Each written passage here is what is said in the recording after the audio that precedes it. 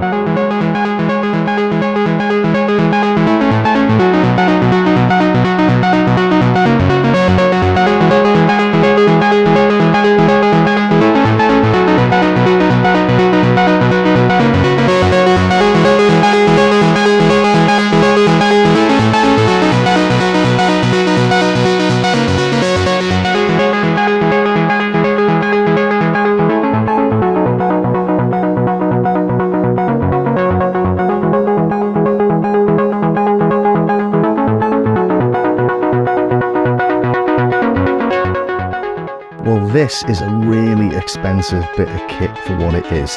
It's £3,500 or thereabouts. It plays one note at a time, although I suppose in that intro track I was playing 3 notes at a time, but we'll get into that in a minute. But it hasn't got an arpeggiator, hasn't got a sequencer, hasn't got effects. It's just a basic monosynth based on the Mini Moog. Studio Electronics have been modding Mini Moog since back in the 80s. When Moog went into liquidation, there was loads of Mini Moog circuit boards lying about. They bought them all and they put them into rack format and added MIDI and a few little extra bits and bobs. And this is the evolution of that. They started making what was called the MIDI Moog. Then they had to change the name for copyright reasons to the Midimini. And this is what we've got here. We've got the V30, which is the 30-year anniversary edition of the MIDI Moog or the Midimini. And it's an absolutely sublimely amazing sounding synth. But as I say, it is £3,500. If you're familiar with synths at all, you'll recognise this as being very similar to a Mini Moog. Got the 3 oscillators, got the mixer, we've got a filter up here and 2 ADR envelopes. So as I say, it's very similar to the Mini Moog. It was based on it initially, but we've got loads of little extras on this. The most obvious one is this LFO here, and this has got 9 different wave shapes syncable with MIDI. Don't have that on the Mini Moog, and you don't have this colour section either. This colour section adds modulation of oscillator 2 via envelope 1 or oscillator 3, and it's also got this ring mod section, and I'll play some ring mod in a minute. It's like the secret sauce of Studio Electronics. Along the bottom here, we've also got CV inputs for each of the oscillators and the main one, and that's how I was playing different notes on the different oscillators in the intro track. And then down here we've got a few extra goodies as well. So let's start off, I think, by just taking a listen to the raw tone of this thing. Okay, let's start with a big 3 oscillator style Mini Moog bass.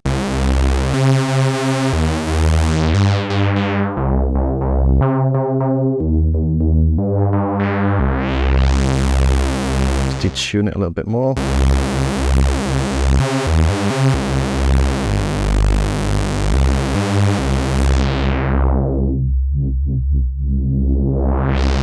Really moody sounding things.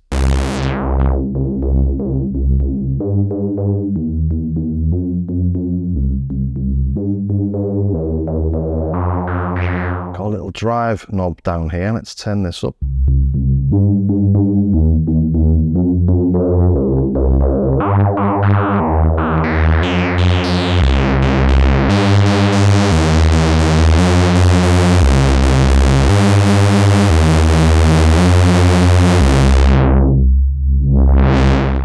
Just so beefy and powerful, isn't it? Really nice. And we can add a little bit more beef with this feedback knob.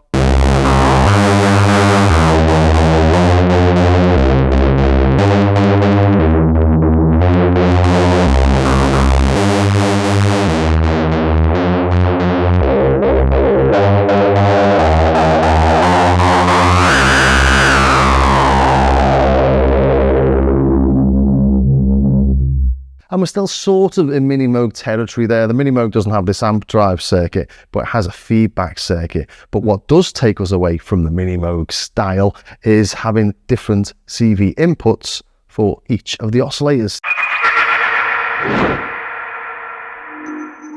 So we've got oscillator 1, 2 and 3, and then we've got the gate here. Let's take the MIDI out, and we'll put this onto track 4, which is playing oscillator 1.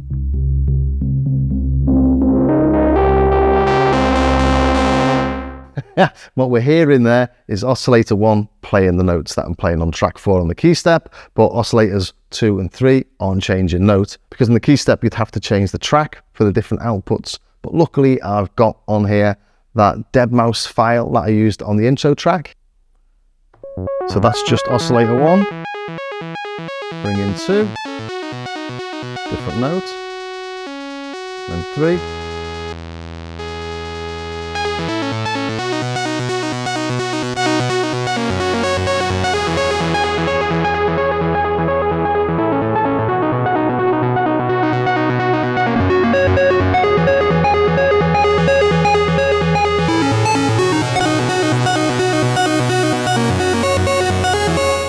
So we're in completely new territory here as far as like a Minimoog is concerned, but it means that you can hook this up to your Euro rack or whatever, or your key step, and do so much more than you can do on a standard monosynth. It's really nice. But let's take a look now at this color section, and we'll start off by taking a look at sync.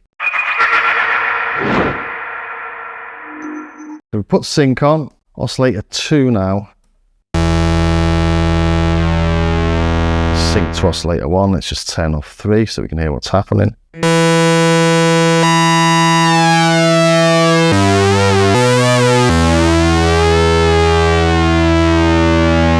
That's a typical sync sound. And with the colour section here, we can modulate the oscillator 2 pitch with envelope 1, and we've got another little special thing down here. This is really cool because it means that the filter now follows envelope 2, which frees up envelope 1 for doing this sort of stuff.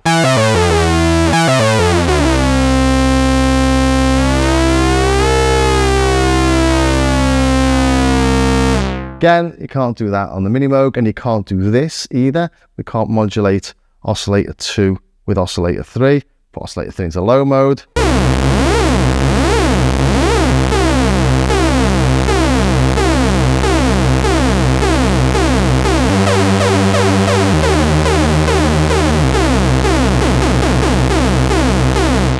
Again, all little tricks a Minimoog can't do, and I know I'm talking about what it can do over the Minimoog, but it was originally like a Minimoog clone. And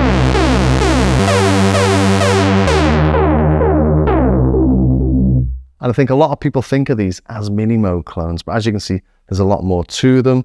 LFO gate, for example, and this will mean that the LFO will trigger the gate.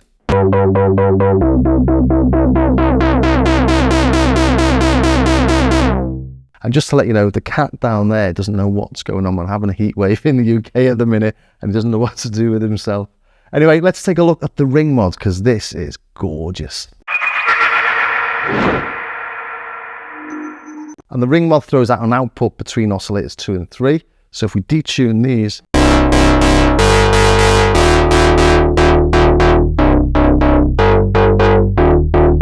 you hardly need anything else, do you? Just a thumping kick drum over that.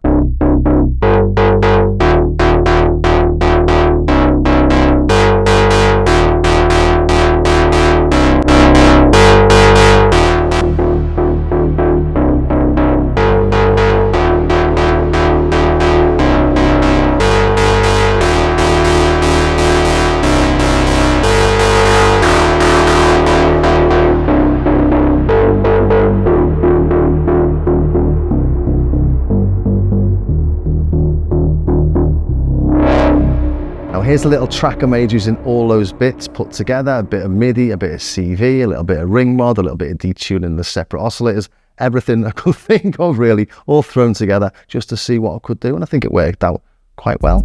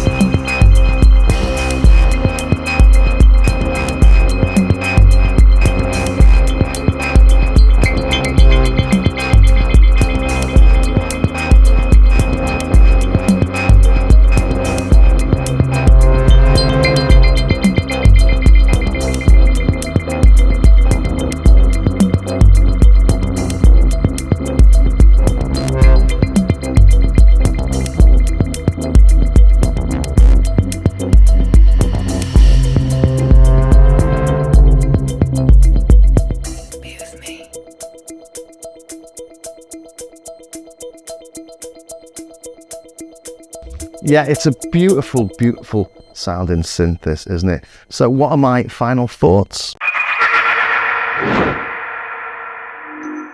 As I say, it's a very, very expensive bit of kit, but actually there's something to be said for owning one really nice thing. You can buy all the soft synths in the world and not quite understand what's going on. If you've spent £3,500 on something, you're going to get the most out of it. And I would suspect that if you did, you would spend an awful lot of time playing it and get a lot more out of it than you'd get out of a soft synth, just because it's so fun to play. But you know, it's an awful lot of money to save up.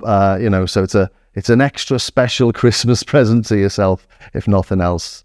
Anyway, I hope you enjoyed that, and if you did, don't forget you can watch it whenever you like on our Clubbing TV official YouTube channel on the From the Studio playlist. And if you've got any questions, drop me in the comments and I'll see what I can do to answer them. And if you do like the look of this, do check out my Starsky Carr YouTube channel as well, where I've got a little bit of a longer, more in-depth look at it. And I'll see you in the next episode of From the Studio.